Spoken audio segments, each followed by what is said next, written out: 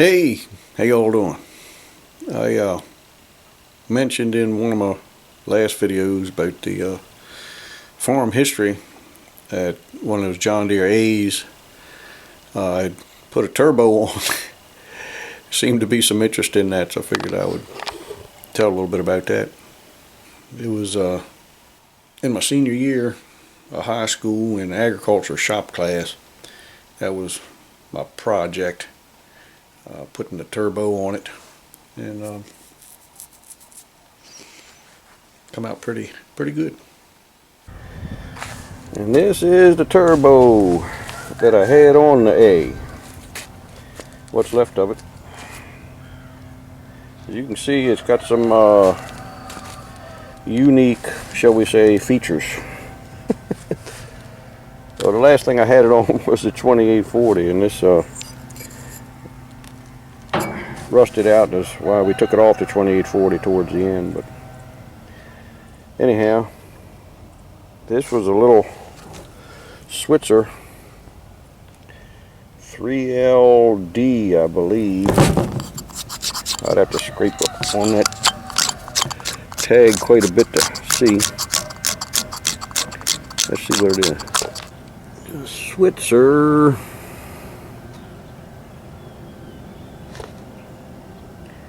3LK 275. Not that that meant anything to me then. Might not mean too much to me now. But when I was in my teens, turbochargers were not just laying around everywhere like they seem to be now. This thing was hard to come by. I was looking for a turbocharger. My dad, he was a great fella. He started asking around. He knew a whole lot of people. There was a fella that owned a, I don't know if he had a bus company or something, and they worked on buses, and they had turbos on some of them. We might have worked on trucks too. I don't know. But anyway, he had 3/4 of a turbocharger. He had the center section and the intake housing and wheel and the turbine shaft and everything, but it did not have an exhaust housing. And Dad kept asking around. He found a fella down the road. He was an excavator, and he had off of one of his little dozers or something an old turbine housing that was it was not the right one for this turbo. It was at least a Switzer, but it was the wrong size for the fins on the turbine wheel. The fins were too large to fit in there, and it would not fit this housing. Well, when you're young and foolish and don't know something's impossible, you just go ahead and do it anyway. So at that time I didn't have no machine shop. All I had was a drill press. So I disassembled the thing and put the turbine shaft in my drill press, spun it up as fast as it would go, and got one of them files with the half round on one side and flat on the other, and I just started filing on that wheel till I got it to where it would fit that housing with the right amount of clearance. It took probably a couple hours. I got that to fit, and then I had to figure out how I would make this fit the center section. I needed to bend, I think it was about an inch wide, 1/4 inch thick strip of metal around there and weld it to the housing. That's some of my oldest welding there. And weld these little nuts on the thing and make these tabs and get it so it would bolt it on there. So we got it so it would bolt on there, and then for my senior year at agriculture shop, my big project was to put this on a John Deere A. And this is a picture of the high school out in the back of where the shops were. That you'll find interesting is in this picture are two very prominent tractor pullers. Went a lot farther in the sport than I did. Sitting on the fender there to my left is Kevin Windsor, and directly below him, leaning on that tire, is Brian McDonald. Kevin pulls a Super Stocker 6-shooter right now, and Brian McDonald is really tough in the two-wheel drive class and minis. Yep. This thing has been on 6 different machines. First thing I had it on was the John Deere A. Then I had it on my R that I was pulling. Then I had it on a 4010 that I was pulling. And a friend of mine had a 706 he wanted to try it out on because he was going to take it to a pull. It didn't do much for the 706. I guess that indirect injection engine just don't take the turbo in too good. And then another fella, he had a mini rod puller. It was a 4-cylinder. He put it on that and he run that for a couple of years.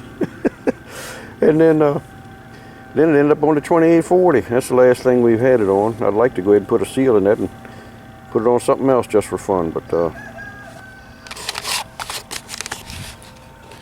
I thought it was amazing that that thing would work on so many other, such a wide variety of engines and do well. It worked really well on the A, and sort of okay on the R. I wish I had some video of that thing. We would turn it up so that thing would just, on a hard pull, it sounded like it was squeaking. The turbo was making some kind of funny sounds. But and on his little 4-cylinder mini rod, it did well, and really did good on the 2840. Like I say, it's still a good turbocharger. I guess it's from like the 60s. I don't know. And it was amazing that I was able to do that, because it should have thrown it out of balance so bad that it wouldn't last any time at all, but it must have stayed in balance. So thought you might get a kick out of seeing that.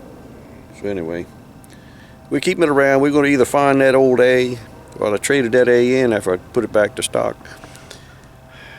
I guess we traded it on that 2840 along with some other things. So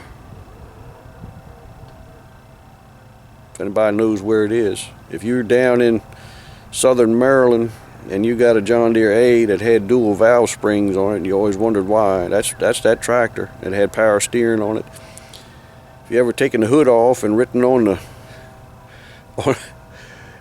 the gas tank, the gas tank will be painted black and it's got solid junk written on it. That's that tractor. Let me know. Get in touch with me.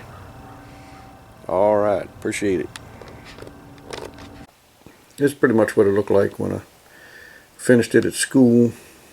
It's got my homemade fenders there on the back that I made in metal shop in high school, and got the old turbo on there. Started out with a 2-barrel and ended up with a 4-barrel on there.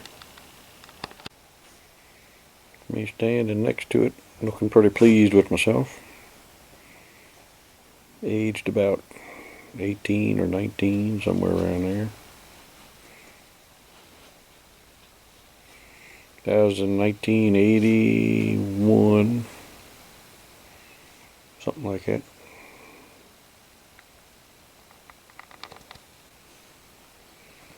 There's the setup. I had put some big tires on it, some 20.8 34s. I never got it to a pull with those tires on. But it looked cool. I only took it to a couple of pulls just for fun. Didn't really have a class to pull it in. Used it around the farm a little bit. Don't really have any idea how much horsepower the thing had. I'm pretty sure it had over 100. Probably close to 120. But The reason I think that is because at that time we were growing some corn off the farm down on another road down, I don't know, a couple miles. And our 2840 was dynoed at the dealer at 90 horsepower. And when I would go down there and pick up the wagon loads, it'd be 2 gravity boxes full of ear corn. It was one hill, there was a couple hills, but there was one particularly steep hill that I had to come up. It was on the road, and it was pretty steep, and I always had to downshift to 2840 with 90 horse coming over that hill. And one day I decided just to go down there and get those wagons with the A. So I went down and hooked to the wagons, and when I came to the hill, I really wound her up good, gave it full throttle, and it flew on up that hill like it wasn't any wagons back there. So it was putting out a good amount of boost and just whistled right on up there. It was like there wasn't any hardly load on it, just went on up, and I was amazed. So I guess it had at least 100, probably closer to 120 or more, so under full boost. And I was probably turning a few more RPMs than it was supposed to. So I didn't have it going through any governor at all with that 4-barrel Holley carburetor that I had on there. I probably wasn't turning any more than 1800 or something with it. But I know under full boost it was making enough knocking sounds with them connecting rods not very much in front of my shin bones that I decided that I wasn't going to run it that way too many times, because it was if I come apart it would liable to hurt somebody. But anyway, I thought it was a neat machine, had a good time playing with it, learned a lot about turbocharging and that sort of thing. And it's funny, we put that turbo on a lot of different things and it worked out great.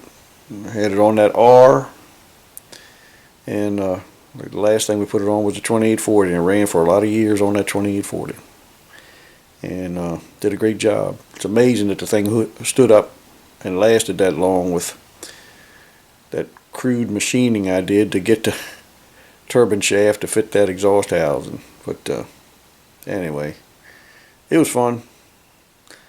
It's all history now. Like I say, if anybody down southern Maryland has a John Deere A that you find mysteriously has dual valve springs, that's that tractor. I'd like to hear from you. Let me know. It had the power steering unit on it too. So anyway, all right. We'll catch you later. Hope you enjoyed the story. See you.